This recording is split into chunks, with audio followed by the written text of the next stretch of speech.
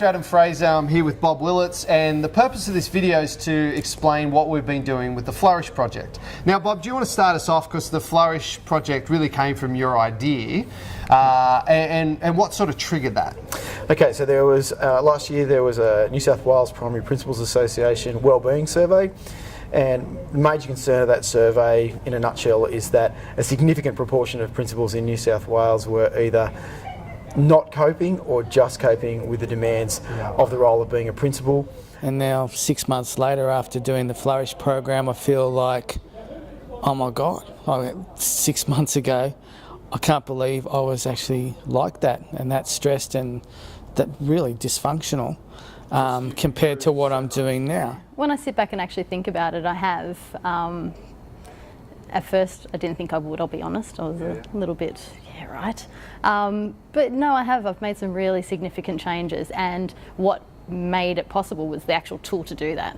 Everybody talks about, oh, I'm going to change this, I'm going to become more organised, I'm going to set lists, but you gave us the tools to actually be able to do that, and it made it work, and so then you feel successful, so you're like, okay, I can put some time and effort into this because I'm getting something out of it.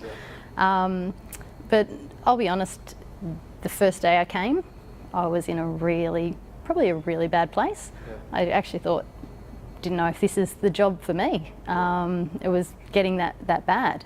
And it made me doubt everything, all the skills that I know I actually had and have, but I was so overwhelmed by everything else. And that first day when I was able to sit back and hear stories of everybody else, and that whole idea of being that permission to be vulnerable made the world of difference for me, because I could actually hear other people, listen to other people and go, I'm not alone in this, and it's okay to say that I'm really struggling.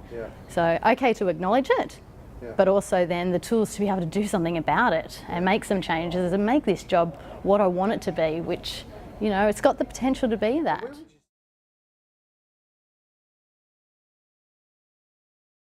And really your question to me was, all this research is focusing on the problem.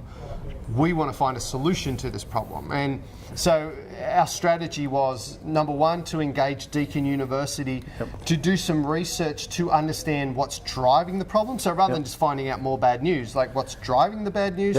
And then my big role was to design a 12-month intervention that would actually improve well-being and efficiency. And that's 4 days, like 1 day every term, with behaviour change support in between. So if you think about this program, how is it different? Because it's been very successful. How is it different to other programs that you've done? Well, fundamentally, one of the fundamental differences is the work with Deakin University, which is really valuable because it contextualises the research for the individuals in the project, but also for the project team and the project group. And it was funny, like we presented some of the stuff about where their time goes, what was the impact of some of their tasks, and literally I've never seen a group of principals so quiet. Their mouths are open and they were actually stunned at the findings of how they ran their day and what they did. And how different their day looked and how many interruptions they had in their day compared to what they'd anticipated was going to be the case. And also where they were spending their time, which they were they had poor understanding of where they were spending their time. Absolutely, and so we were seeking to find efficiencies and improvements in their workflow to allow them to spend the time in the places that they wanted to be spending their time, in the places that they were going to have the greatest impact on student learning outcomes, and we've been really successful in doing that.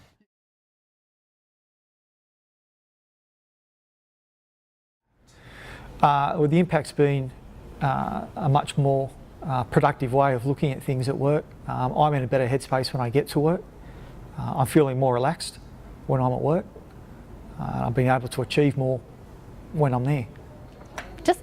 First of all, my attitude and my belief in myself that I can do this, that's changed, because I have seen some changes, and I've seen that, you know, by doing a few small things can make such a significant difference. They only have to be small changes, but it means so much more. So that's made a huge difference for me. One of the principals said to me in the program, they said, I've done so many time management courses, but this has been the only one where I've improved. And I said to them, why is that? And they said, because the rigor around the action plans that we have to implement.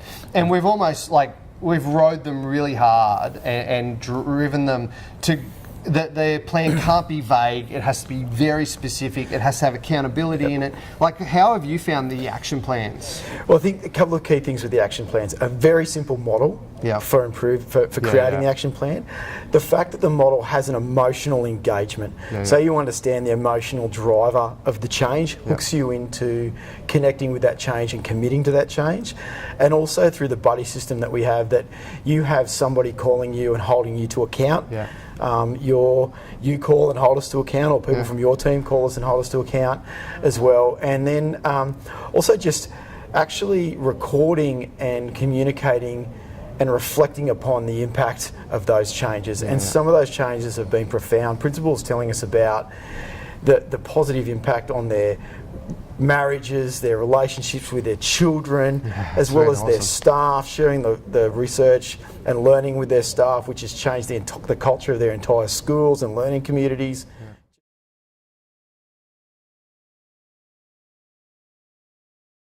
And I think one of the reasons why it works so well is that it's over such a long period of time, and we have action plans that we work through together. I'm new to the principal role.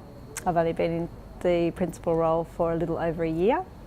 So I've found it extremely helpful to be in the Flourish program, because it's helped me to develop strategies for making my day, my work time more efficient. And it's also had big spillover effects into the rest of my life as well.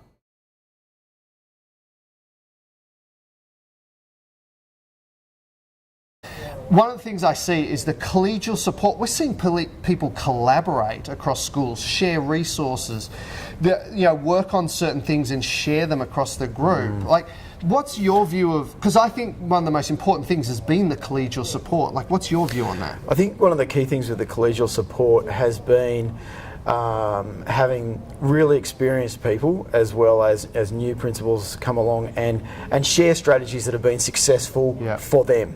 So we get the research from you, but also then share what's successful for us in schools. And we have business things that are going to be effective as a manager anywhere, but also the things that we know work in schools that we're sharing. But critically has been the relationships and the collegiality, the way people have openly shared their vulnerabilities and shared of themselves throughout the project has really allowed significant growth right throughout the whole project. The collegial support is what actually makes this. The people that you're around, the fun, the laughter, but the actual real stories, and that we're not alone. That's what makes this so great. Is relying on one another. The collegial aspect of the support is extremely important, and what I've found, along with a range of other people, is that I'm working with people that I wouldn't necessarily have worked with before, just because of distance and schools.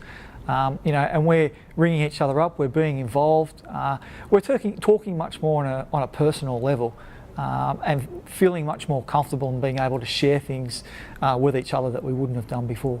And that's really what we've been focusing on in Flourish, is how do we help principals evolve to work in a way, because their world's changed, how do they evolve with that in a way where they're efficient but also their well-being is supported? I think there's two things you've just mentioned there. Number one is the efficiency and effectiveness is really, really important, and you feel better about yourself if you feel like you're doing a better job. But also fundamentally the project is about principal well-being, but at its core it's about student well-being and student outcomes, because as the leaders in any organisation, particularly in schools, the principals have a key position for setting the cultural tone in the school, and if you can have a really positive culture and a really strong sense of well-being throughout your school, then it's going to improve student learning outcomes at the end, and there's plenty of research around to support that. Doing it a few weeks and modelling that to staff, have found that staff have actually asking questions. They're saying, "Oh, you're looking really good. What are you doing?" And they've actually asked me to present to them what I'm doing for my well-being. So there's definitely been a flow-on effect from the school, and I think the staff have taken on probably just in the last 6 months, probably 6 to 8 extra projects, which I don't think they would have taken on before, because I probably wouldn't have paved the way. I probably would have just dismissed it and said, oh look, we don't have time for that. But now that they've, so I guess the biggest flow-on effect is I'm seeing some enthusiasm from the staff at the school. I'm sharing the messages with teachers. They're taking things on board through their PDPs and the goals that they're producing. I know that I've spoken to them a lot about ensuring that they're building time in for themselves as a part of that. I think definitely through more productive teachers and therefore the flow-on effect to students, we are seeing a change in what's happening already through the program. Well, one of the first things I noticed was when I started practicing the third space from school to home. Because when I used to go home before, I'd go home and my family would be almost ducking for cover because I'm still in school mode.